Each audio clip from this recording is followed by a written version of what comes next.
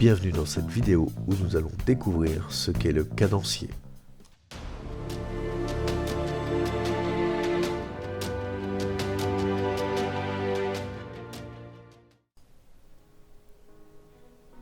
Commençons notre recherche dans le dictionnaire.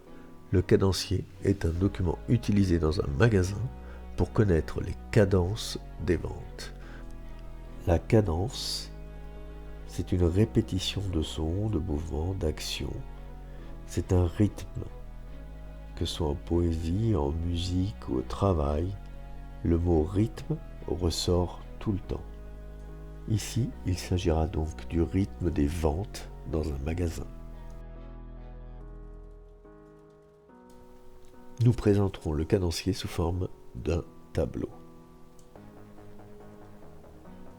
La première cellule sera la désignation.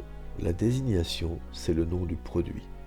Par exemple, Coca-Cola, PlayStation ou autre.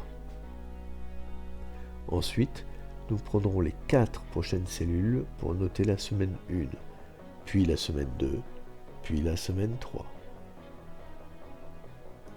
Et en dessous, nous mettrons l'ensemble des produits que nous voulons suivre. Cela peut être du maquillage, des vêtements, des fruits et légumes, des voitures, peu importe, c'est l'ensemble des produits. La première cellule qui suit sera le stock. Le stock, c'est ce qu'il y a en rayon, en vitrine et en réserve. Il s'agira ici du stock de la semaine 1. Ensuite, nous ferons apparaître un C qui représente les commandes, puis un L qui correspond aux livraisons. Et enfin, les ventes de la semaine 1. Nous remplirons SCLV pour les semaines suivantes.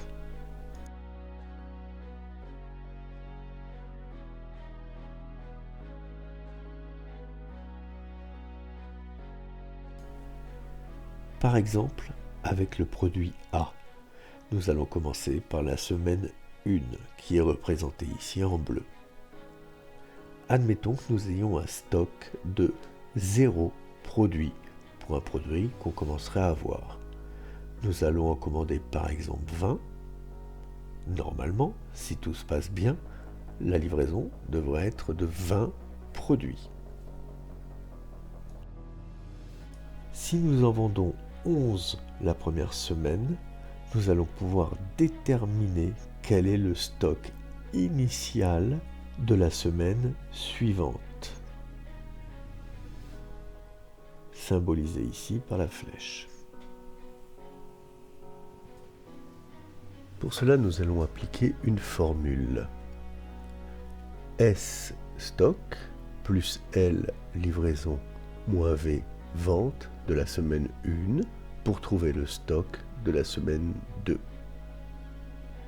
Ici, le stock est de 0 plus 20 en livraison moins 11 en vente, ce qui donne 9. Nous pourrons donc intégrer dans le tableau 9 dans le stock de la semaine 2. Ici, le stock est bien le stock initial de la semaine 2. Admettons que nous en commandions 15 et qu'on nous en livre 15.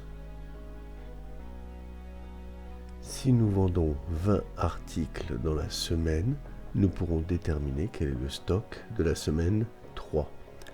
Pour cela, nous appliquerons encore cette même formule. Stock plus livraison moins vente, autrement dit 9 plus 15 moins 20, ce qui donnera 4 produits pour le stock de la semaine 3. On insérera donc le chiffre 4 dans la cellule des stocks de la semaine 3. Ensuite, si nous en commandons 30 et qu'on nous en livre 30, 30 plus 4, 34, moins 25, il est possible de déterminer le stock de la semaine 4. Mais ici, en réalité, il n'est pas nécessaire de le mettre vu que nous n'avons pas la semaine 4 dans le tableau. Mais si nous voulions le faire, nous pourrions insérer 9. Maintenant, passons au produit B. Imaginons un stock de 15 produits. Si nous en commandons 15 et qu'on nous en livre 14, une erreur par exemple, une casse, nous prendrons le 14 en compte car c'est la vraie valeur que nous aurons dans les stocks. Si le stock de la semaine 2 est de 20, nous allons pouvoir déterminer les ventes de la semaine 1. Pour cela, voici la dernière formule à connaître. Nous prenons le stock plus la livraison de la semaine précédente, moins le stock de la semaine suivante. Ici, 15 plus 14 moins 20, ce qui va donner 9. Nous avons donc réalisé en semaine 1, 9 ventes. Si nous commandons 10 articles en semaine 2 et qu'on nous en livre 10, et que le stock de la semaine 3 est de 22, nous appliquerons là encore notre formule stock de la semaine précédente plus livraison de la semaine précédente 20 plus 10 moins le stock de la semaine suivante 22, ce qui donne 8. Nous intégrerons donc 8 dans le tableau. Pour la semaine 3, nous continuons ainsi, mais sans le stock de la semaine 4, il sera impossible de calculer les ventes de la semaine 3. On laisse donc la case vide. Passons au produit C. Si nous avons un stock de 33 pièces, une commande de 25, une livraison de 0, erreur de livraison par exemple, et le stock initial de la semaine 2 est de 30, nous pouvons déterminer quelles sont les ventes de la semaine 1. Elles sont de 3. 33 moins 30 donne 3. Si nous en commandons 0 en semaine 2 et qu'on nous en livre 25, 30 plus 25, 55, moins 5 de vente, nous devrions avoir 50 produits en stock en semaine 3.